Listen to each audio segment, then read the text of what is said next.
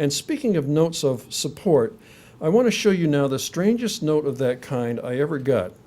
It came to me in this envelope 7 years after I arrived in Maine, so the postmark tells me, with that odd return address, notes toward a supreme column, QED, shades of Wallace Stevens, you see, from a Peninsula correspondent.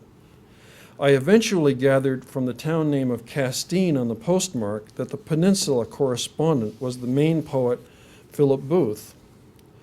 Inside the envelope, enclosed in green paper, was this little card with a collage of quotations on it. Short, cryptic phrases arranged on a page, very like the arrangement of a Philip Booth poem. And when I looked closely at the phrases, I found that he was responding to individual poems in my book, My Brother Running, which had just been published.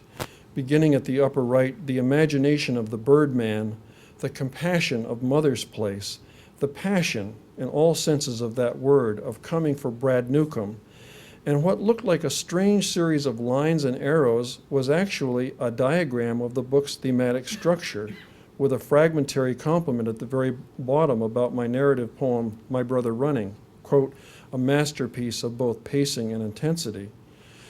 So what was the origin of this flattering document, which for a long time I was baffled by? Well, the key is right here in a red circle, not my red circle, but Philip's. Jack Barnes, 625-4776, send me clipping. Jack Barnes had a literary column in the Maine Sunday Telegram at the time, and he called Philip to arrange an interview about my new book of poems. So these were the generous notes the ever-cryptic Philip wrote for his interview, then simply sealed up and mailed off to me. I make a detour to mention that by the time I got Philip Booth's note, I had written several poems about Maine, teaching at the University of Maine at Farmington and falling in love with our own territory of the state, where I discovered grange meetings, as this title shows, and makeshift farms and country characters like the farmer and orchardist portrayed in this poem. I won't stop for the text.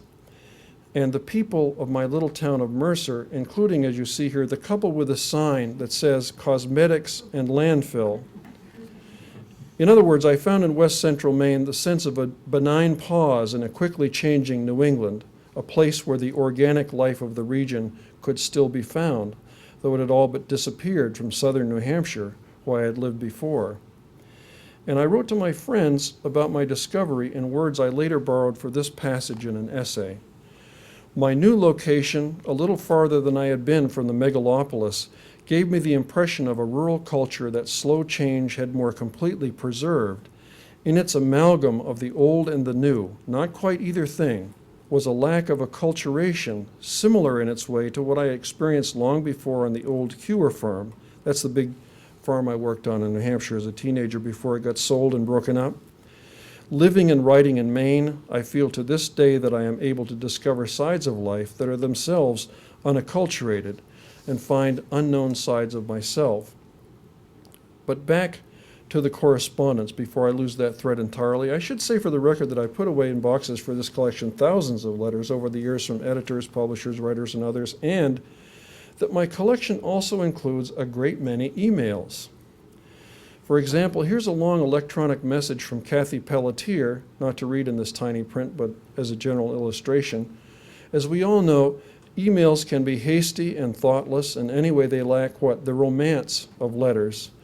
But I think they can also benefit a literary collection because, for one thing, many authors who use emails are letter writers in disguise, composing real paragraphs and thoughts before they zap them away. So this email Kathy wrote goes on for nearly 2 pages with a wonderful riff about the influence of Paul Anka and rock and roll and dating on Saturday night in the late 1950s in Fort Kent, Maine. Here's one more very important benefit of the email for a collection. Unlike the conventional letter, it often gives you 2 sides of an exchange, the message and the response. So anybody who might be curious can follow both sides of a conversation without having to go to different archives to reconstruct it. So just below Kathy's message, here is the one she got from me that inspired it. Emails allow something else that's impossible with letters, and that is a conversation in print involving more than 2 people. Here's an example, my part of a three-way conversation that I had with two others, Wendy Lesser and Donald Justice, when I was helping to judge a National Literary Prize in Poetry a while back. And here, once again, that phenomenon unique to email of an unbroken communication between the participants. If you were to scroll down from my message to the other two judges here in a detail, you would find several weeks of exchanges among the three of us about the books submitted for the prize, all adding up to a mutual critique of contemporary poetry in that year, and all available to a reader in one continuous text. But at the very core of this collection of mine, as I see it anyway, are the scores of composition notebooks that contain all the thinking about and revisions of my poems. So I conclude my presentation with a very small sample of those notebooks. It might surprise you, and it surprises me a little to tell you the truth when I look back on it, that some of my first writing tablets were examination books, blue books, as here and here. A blue book including my notes for a poem called The Last Peaceable Kingdom. But then I was a teacher when I began publishing my poems. In fact, my writing notebooks often include notes about teaching activities too, like this one, which contains work on a poem, but also notes about the Visiting Writers Series at UMF and a slide list for an American literature course in which I often showed slides of American art.